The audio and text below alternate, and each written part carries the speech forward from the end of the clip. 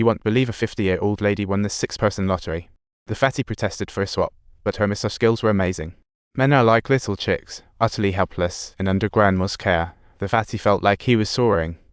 But what came next left her shivering. The grandma thought the fatty was too sensitive and went to grab the alcohol for a full impact experience. Nobody expected that the seemingly normal request would bury her regret like an iceberg. Grandma skillfully aimed her needle. Soon, the fatty was covered in needles. Just then, her phone rang, but Grandma wasn't having it. She tossed the phone aside. After the last top stitch, Grandma told her to rest half an hour and dim the lights, like prepping for beauty sleep. After that, she turned to leave, and while the fatty was napping, a sudden chilly breeze swept through, sending incense ash flying everywhere. The alcohol-soaked towel caught fire in an instant, and the fatty screamed, but the soundproofing here was so good it was almost suspicious. As the flames continued to grow larger, she, in a panic, accidentally rolled off the bed, causing alcohol to flow rapidly everywhere as the fat man struggled to rise from the ground. Just as she was planning to seek help, her phone rang again, and under the vibrations, the candle went down too. Soon afterwards, the police swiftly cordoned off the scene, leaving everyone wondering what kind of natural disaster had just occurred. After investigating, they concluded it was an accident, but just then, Nick spotted that mysterious figure again. He hurriedly chased after, believing he was being followed. Can you spot him now? What are you up to? What on earth am I doing? Do you really think I know something? Just go ahead and tell us. At the meeting, you said death wasn't a joke. I just happened to see it before. So what? Thankfully, a few people got taken out. Whoops. Death was all around them, and you turned everything into chaos. So that's how you become reality, and that knife. That's totally you. Are we going to die? This is quite the downer ending. How could this happen? You said we couldn't just stop this. You should have been on that bridge, not here. You're dead. You let death hang around you and even swap lives with others. Stuff their lives in here, their pasts and ears all crammed in, until their lives balance like a well-read book. Wait a second, we kill people. Is this what you're telling me? I don't really care about these rules. I just want to clean this up.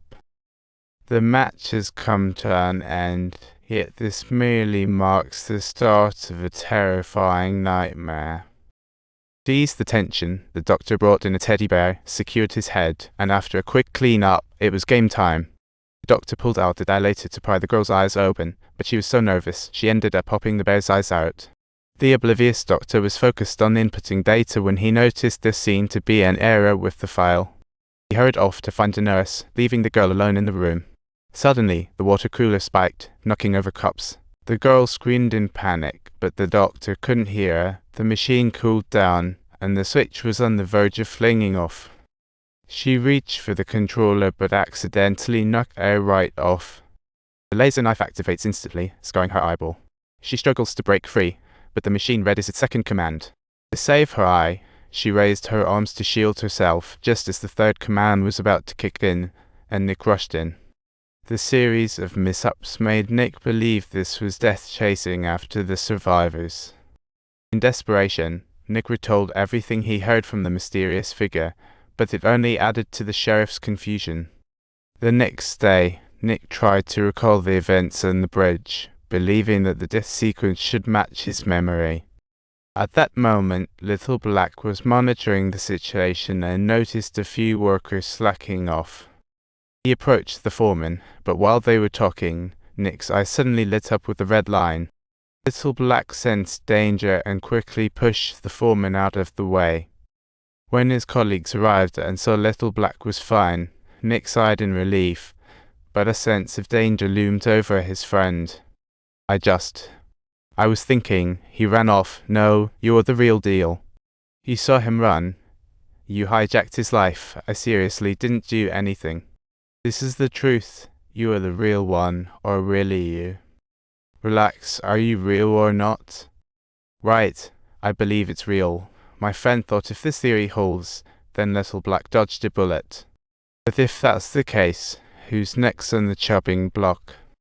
Right at that moment, the boss strolled in, asking who wanted me to know first what had just occurred.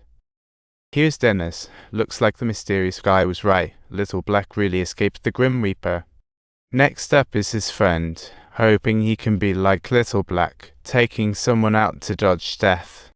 But as he slowly raised his hands, he just couldn't bring himself to do it. His friend found Nick, thinking no one should die, but why was Lisa the lucky one?